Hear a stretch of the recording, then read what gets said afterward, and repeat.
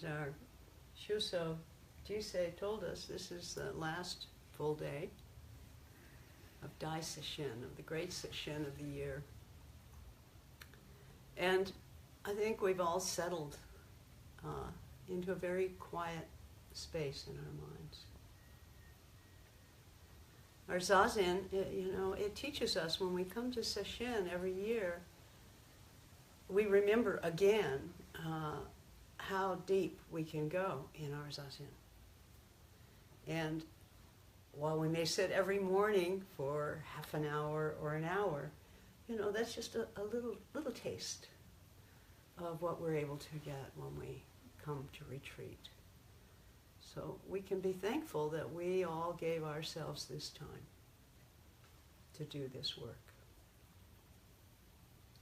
And we can hear our hearts. We can hear what we most deeply care about when we sit for a long time. And we notice how we can make stories and ideas, and they just come up and we build these edifices of thought, and then, oh, that's not true at all. It's so delightful. It's one of the things I enjoy most.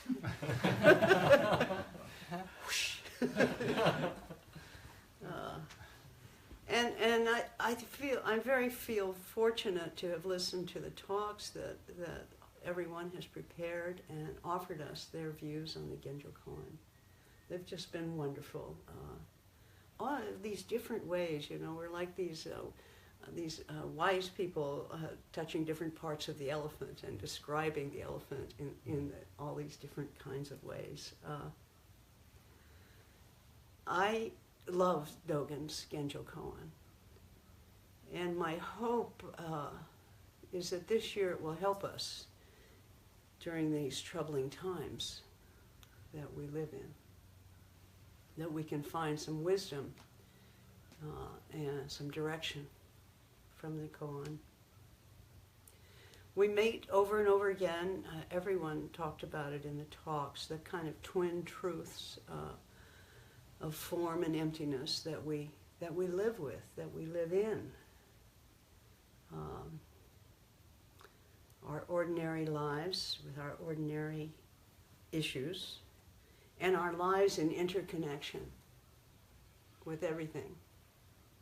Not just this moment either, but also everything that's ever been and that will be.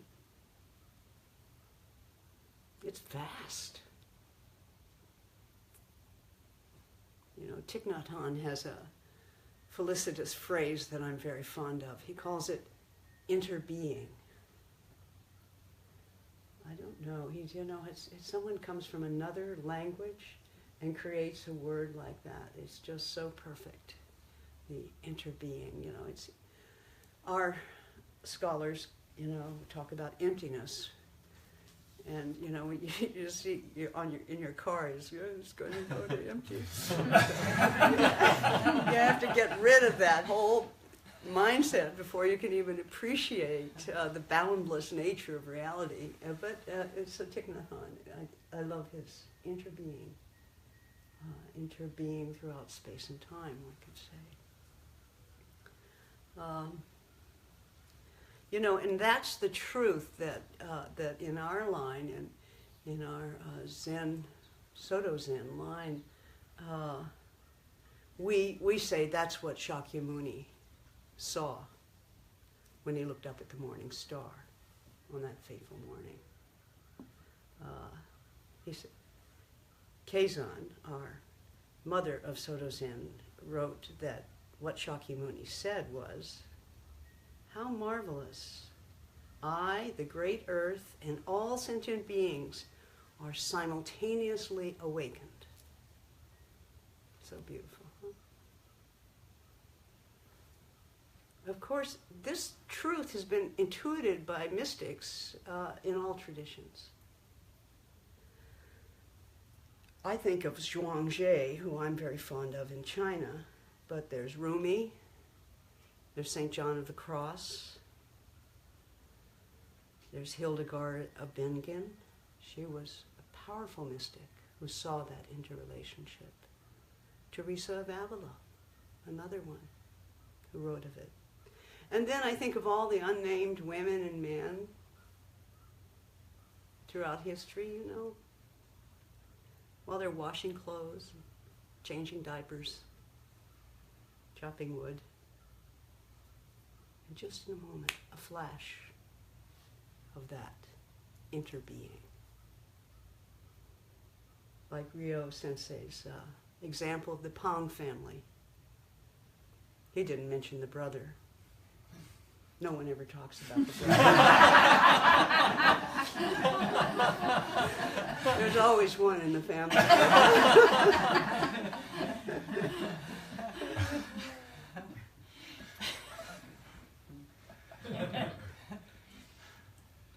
So, one of my favorite mystics of all time is Walt Whitman. So one night on a beach, probably in Brooklyn,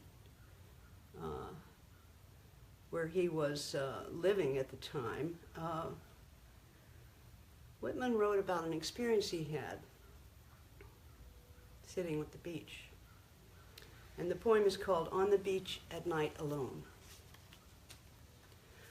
On the beach at night alone, as the old mother sways her to and fro, singing her husky song, as I watch the bright stars shining, I think a thought of the cleft of the universe and of the future.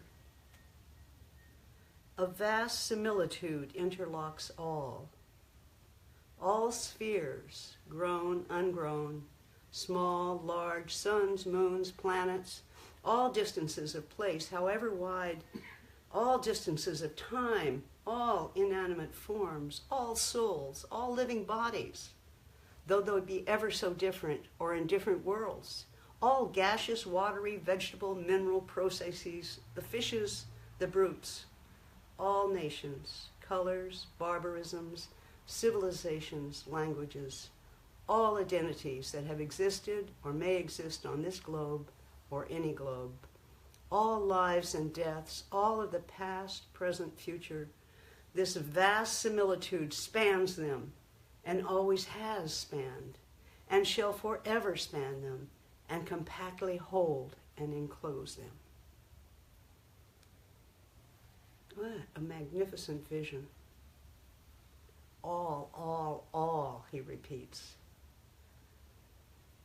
deeply recognizing our simultaneous relationship with everything. You know, it's what we chant when we chant the Heart Sutra. And it's what Dogen evokes in this text. So you wonder, how did Whitman get up from the beach after that vision and walk back to his little room that he rented in Brooklyn? So like Shakyamuni and like Dogen, he didn't retreat from the realities of his ordinary life. He didn't retreat from his own body and that of those around him. You know, Shakyamuni, according to the stories that we have, at first was quite reluctant to offer the teaching. Nobody would get it, they wouldn't understand it, he just was going to stay with this mystic reality that he saw.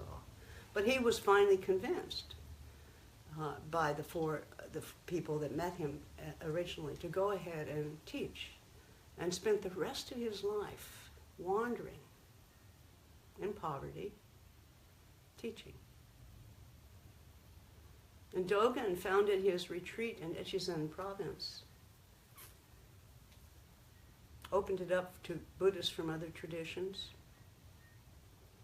set up a small retreat house while he was building Eheji, and another retreat house for women to stay in.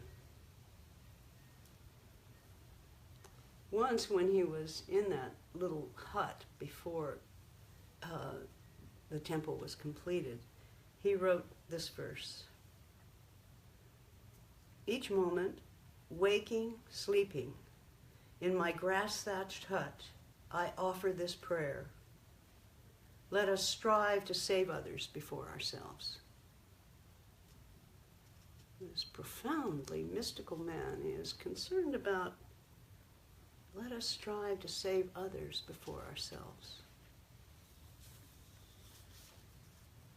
Even in his reverie, in his little thatched hut, he saw the demand that he embody the teachings. And Whitman, not long after he wrote that poem,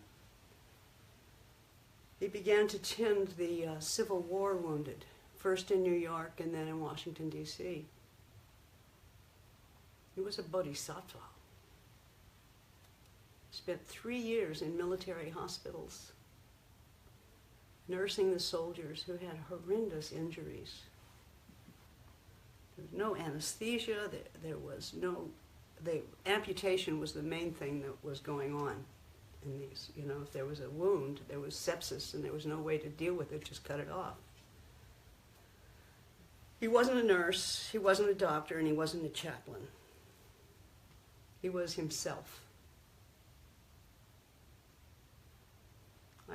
I read a recent study of his experience during the Civil War. It's called The Better Angel, Walt Whitman in the Civil War. I'm going to read you a little passage from it. Whitman entered the rank, fever-ridden hospitals in the nation's capital like a literal breath of fresh air, bringing with him a knapsack full of humble but much appreciated gifts: fruit, candy, clothing, tobacco, books, magazines, pencils, and paper. His long white beard and wine-colored suit, bulging bag of presents, gave him a decided resemblance to Santa Claus. And the wounded soldiers, many of them still in their teens, called after him plaintively at the end of each visit, "Walt, Walt, come again! Walt!" He styled himself proudly on the front of his notebook. Walt Whitman, soldier's missionary. So, he didn't stay on the beach, and he didn't stay in the study. He stepped out and served those who were needy at the time, after his insight. He was very poor, you know. He was a working class guy. He earned money while he was in Washington as a clerk. Sometimes he would do some teaching, and very much survived on occasional donations from other writers, because most of the other writers were landed gentry. Emerson and various people would send him little bits of money so that he could survive. For me, he's a bodhisattva of form. He may have been inspired by emptiness, but he's a bodhisattva of form, of actuality.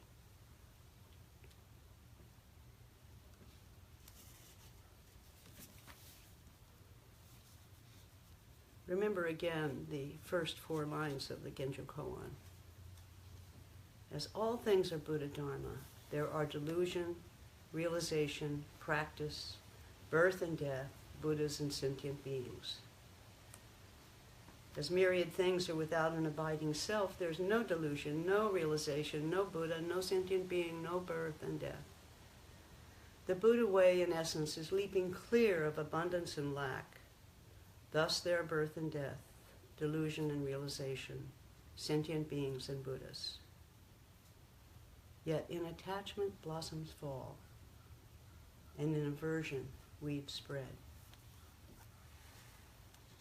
I repeat it because I think it's so key to our ordinary lives now.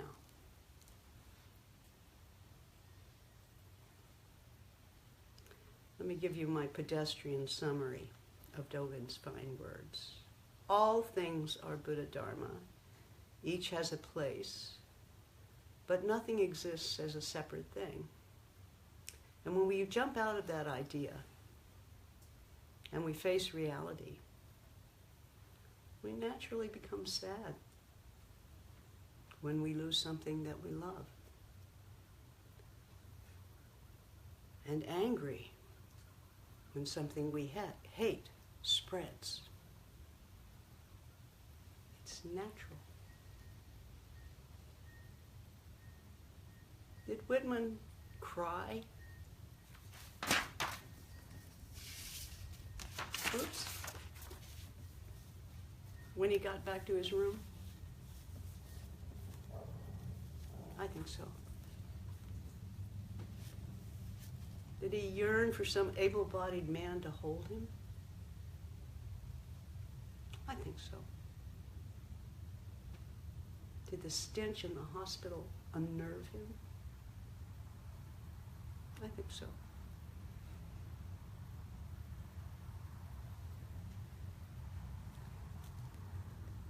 What is the energy and the power that derives from these mystical experiences, the realization of emptiness? What is it that helps us to grow many arms and hands to help those in need? Something, when we get thrown into the house of the Buddha, wakes us up in a profound and deep way. And suddenly, it's not just about my story.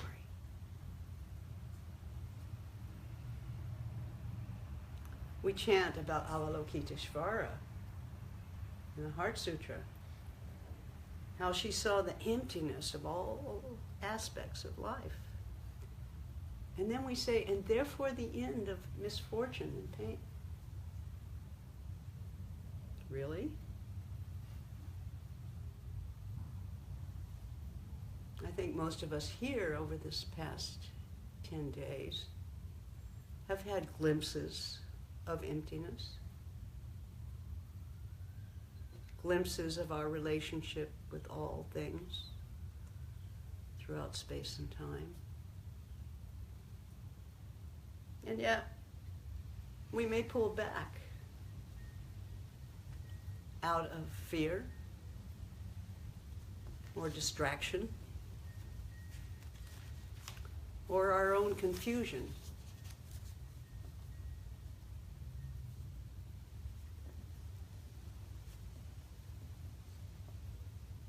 Are we willing to realize that the wind of the Dharma is here, but it takes our own efforts to cause it to flow?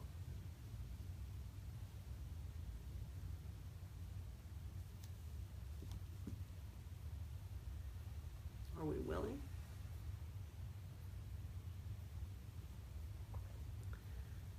To act as Shakyamuni acted, as Dogen acted, as Whitman acted? To make a difference in this vast interbeing, as Thich Nhat Hanh says, in this interconnected universe? To not just be a cell that doesn't act and react, but to be a part of it all. You have to be willing.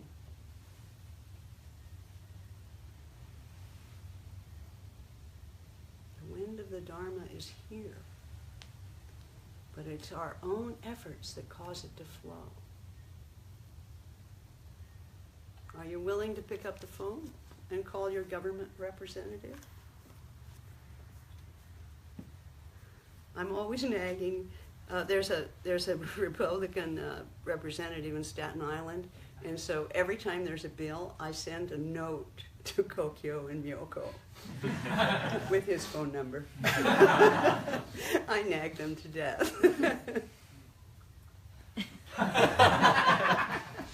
But are you willing to do it? You know, what does it take? It doesn't take more than a minute or two. They just want to make a mark on a piece of paper. They don't really want to hear what you have to say. You could just recite a poem. I'm for it, I'm against it, and then four scores.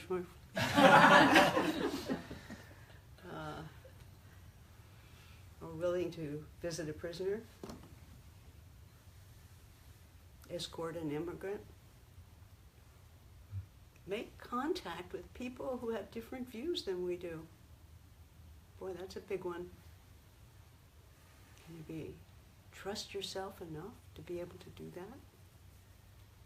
To struggle with understanding and help someone else struggle with understanding? To stand up and actually say no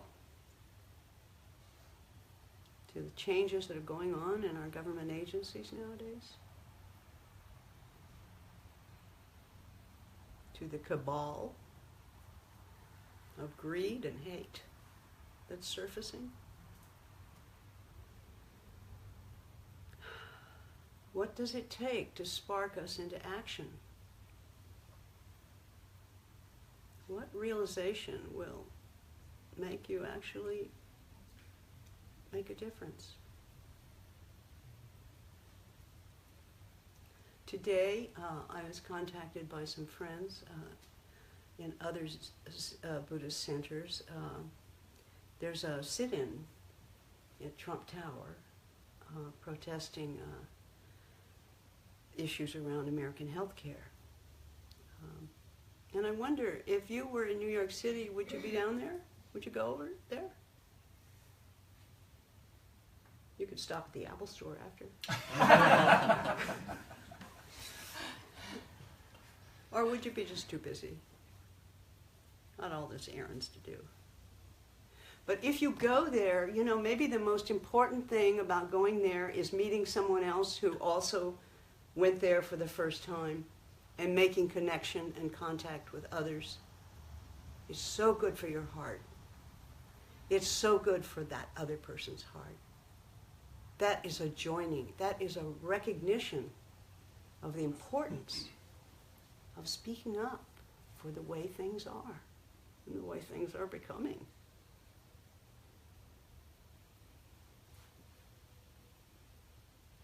There's so many vital issues now. Each one of you probably has one that's your special interest. Perfect for a bodhisattva activity. Shinryu spoke movingly of climate change and the wildfires in the West. We have to support the strategies that the EPA put in place before the change in administration. And also look carefully what the Interior Department is doing.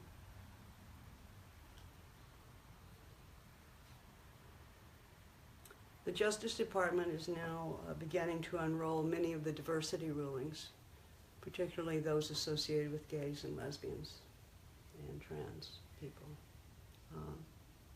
So we can encourage the ACLU and the Southern Poverty Law Project and others like that to contest those actions that put immigrants and blacks and gays and other outgroups at risk. You know? You don't have to give money to every organization, but you can support them. When they have demonstrations, join in. Tell your friends about it. Talk about it. Because that's the fear that I have most of all, is the enormous rise in hate crimes this year. It's been amazing. And this creation of outgroups that's happening. Scapegoats. They function as triggers to incite emerging right-wing groups. You know, when Putin was struggling in Russia, he began a campaign that they hadn't had a campaign against gays before. And he began this huge campaign against gays and lesbians, creating an other that people could demonize and not pay attention to what he was doing. And now it's an enormously homophobic cult society in just 20 years. It's amazing. And I'm afraid this is happening here in this country. you know, I have a background in communications. That was kind of what I used to do. And I'm just really alarmed by the kind of stealth actions that are going on behind the scenes at the FCC. That's the Federal Communications Commission.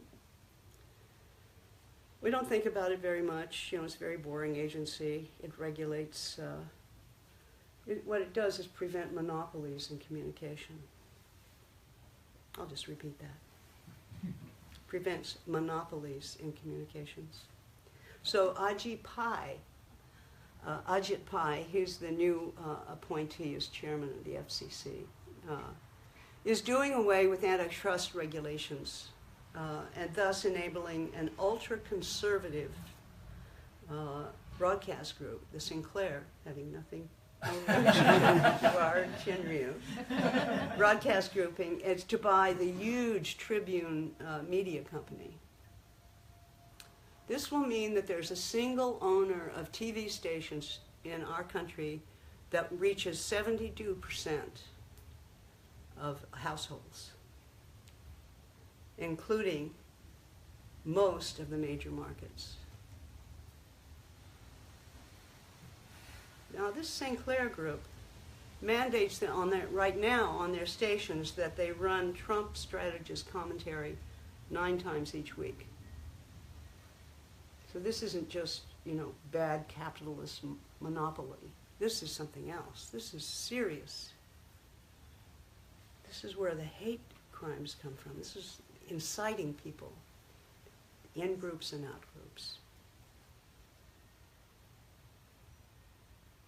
And as horrid as this is just the beginning of a giant consolidation of communications technologies. But then, maybe not. Maybe Dogen reminds us in his passage on the boat and the shore that everything is in the midst of change. When you ride in a boat and watch the shore, you might assume that the shore is moving. But when you keep your eyes closely on the boat, you can see that the boat moves. Similarly, if you examine myriad things with a confused body and mind, you might suppose that your mind and essence are permanent. When you practice intimately and return to where you are, it will be clear that nothing at all has unchanging self. So we too are changing. And my fears about broadcast media are probably, based on the past, on the 20th century. One-way media that we lived with in those days. But similar dangers are arising. The threat to net neutrality is very scary. What that essentially involves is, if the people who are sending the data don't like the data, they can throttle it, slow it down so you won't pick it up, or they can stop it, divert it. So you trust your Wikipedia and you put something in, but you put in something that's hot, they don't want, it doesn't come through. Net neutrality is very scary, the loss of it. So far, it's been treated as a common carrier like the telephone, and no one can do anything about it. It's something to really pay attention to.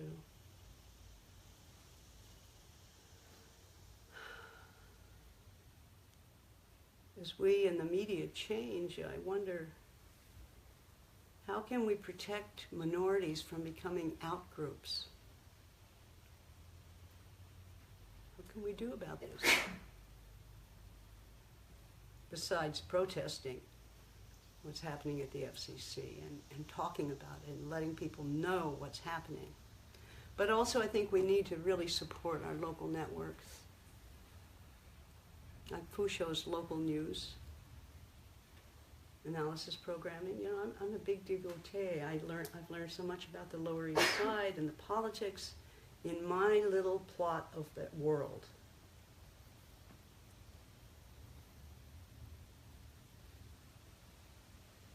It may be by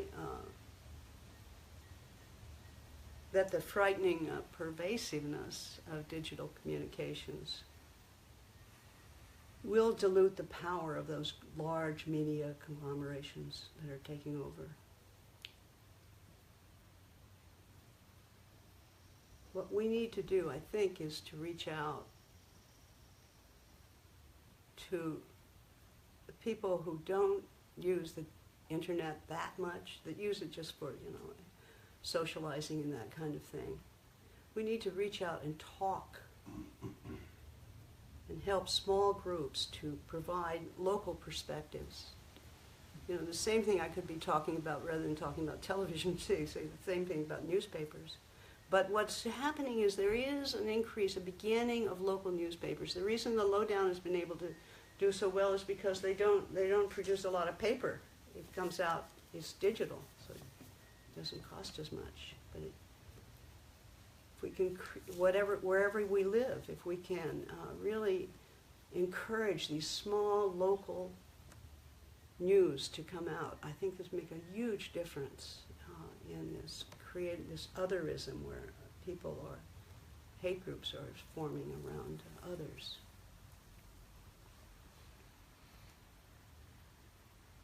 For every fake news, there is a verified one.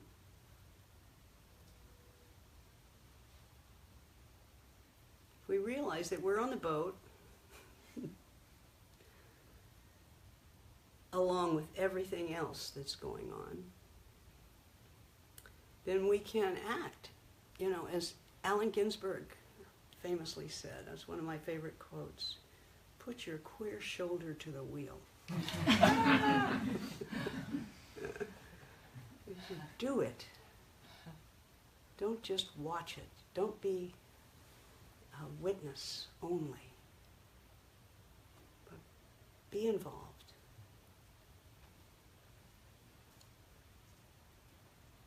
We have to. We have to. After spending a week like we've just spent, really tasting deeply our relationship with everything, benefiting by our time and space, we have to turn around and act.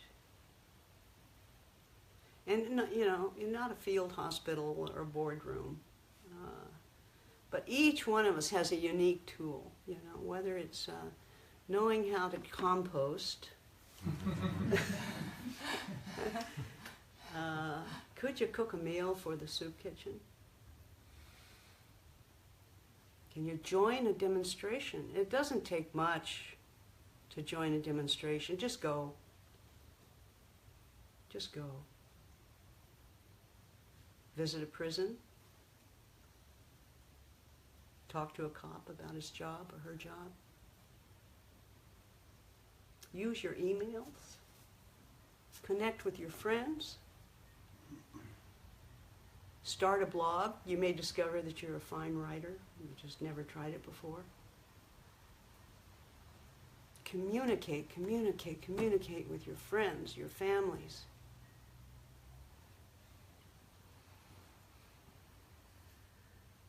If you're an artist, use that.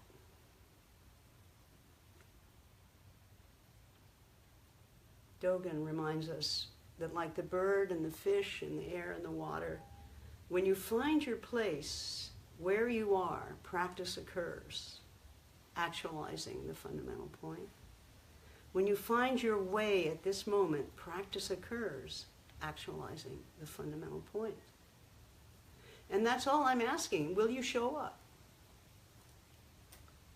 Will you push the air with your fan? As Dogen says, the nature of wind is permanent. Because of that, the wind of the Buddha's house brings forth the gold of the earth and ripens the cream of the long river. Now that last line has bothered me for many years. I was videotaping my Zumi Roshi giving teachings on this, And he said, and are there any questions? And I raised my hand and I said, what's this about the gold of the river and the cream of the long river and the gold of the earth? That's enough, Enkyo.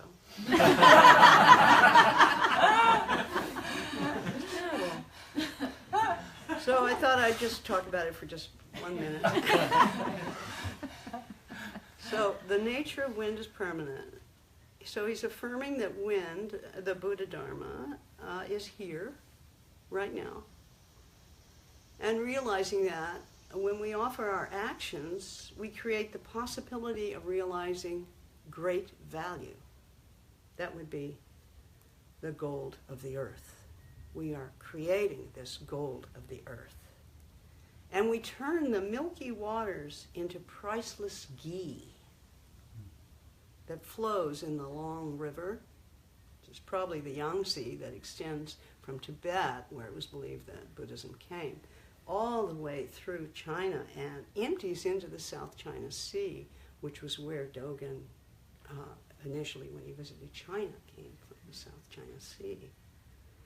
So we could further imagine that these milky waters with this precious ghee flows on into Japan, then to California, then here to the Grail.